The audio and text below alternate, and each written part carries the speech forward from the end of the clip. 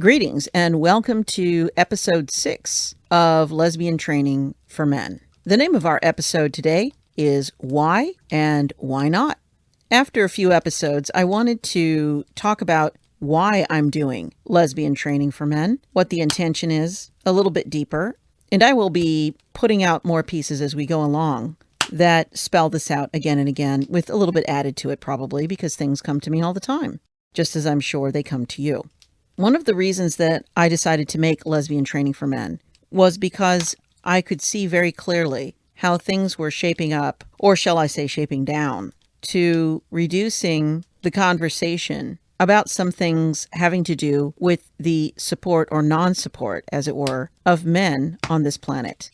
Now, being a lesbian is a very interesting situation for me in relation to having male friends that are straight and talking about issues that I'll never really have firsthand experience with because I'm not a man, and I don't want to be one. Respectfully, what I've done is had literally thousands of conversations with some of my friends that are men that are not my friends, and even in situations where there has been conflict, I have learned a great deal about myself and additionally the differences between men and women.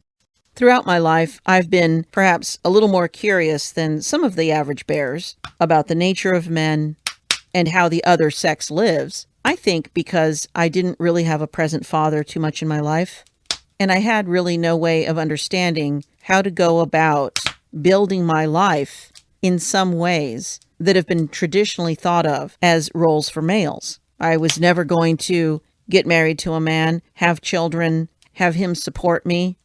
I also, just on the very basic level, had dealt with leaving a religion that teaches, as many religions do, that living out what you are on this planet as a gay person is wrong. And so it was a very difficult thing for me to approach family members or even people I knew without really knowing if they were going to give me advice on dating or even on changing the oil in my car. Now, I'm not saying that women don't do these things. I'm just saying that there's something about the male perspective that is different from women because men and women are different. They simply are. And I would say that even that which precedes the perceived gender social construct, that there are ways physiologically that play out into every facet of life that men are different than women, that the two genders are not the same thing. And so as a 52-year-old woman, I have noticed in the past years especially the over-labeling of men as aggressive and having male toxicity and not being as sensitive as they should be has always been something that bothered me.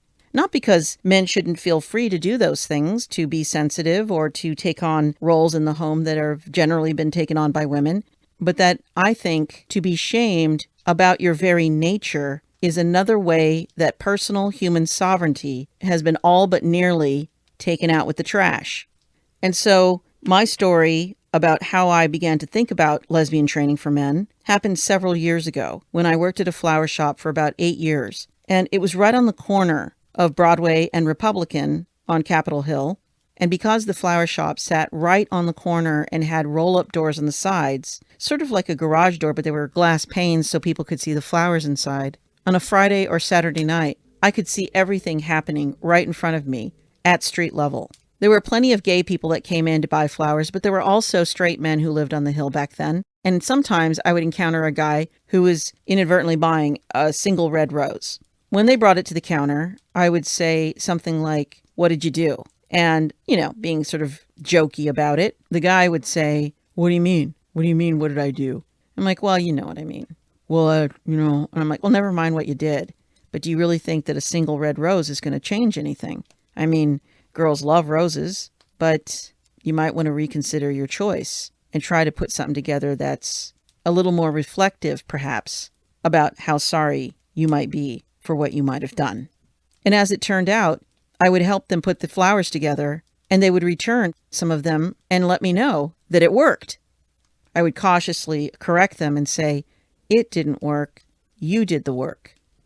And after a while, not only did some of them return to thank me, but I also watched some of them have relationships that went from a near miss to moving in together to getting married and having children.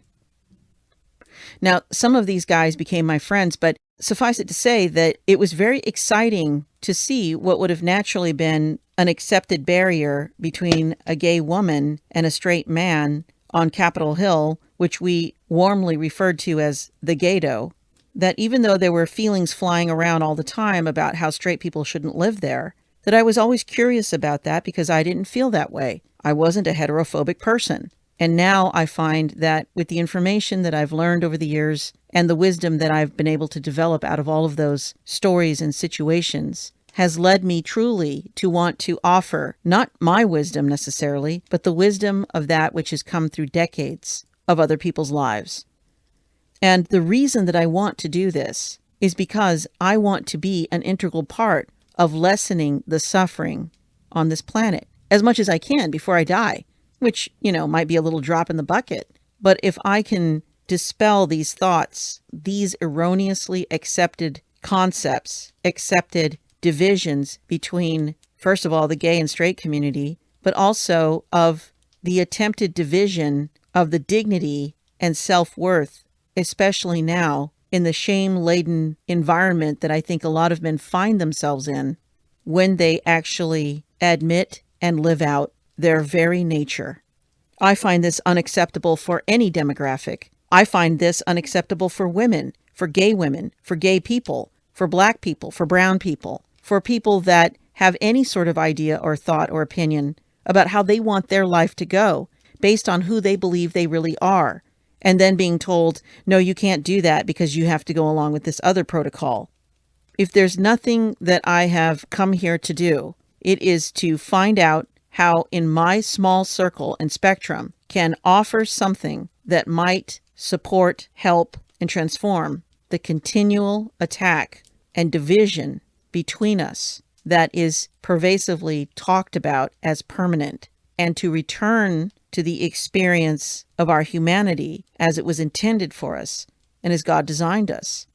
In these times of over-marketing solutions that are not really solutions, but addictions in disguise, it is a key moment to realize our own purpose here by way of understanding the nature of all of us, men and women, male and female, so that the suffering that comes from the fear of not being something else stops the bloodhounds on the trail of our insecurity from finding us and returning us to those prisons of artifice until we indeed run out of time in this particular DNA physicality and look back with some degree of sadness about who we thought we were instead of who we really are.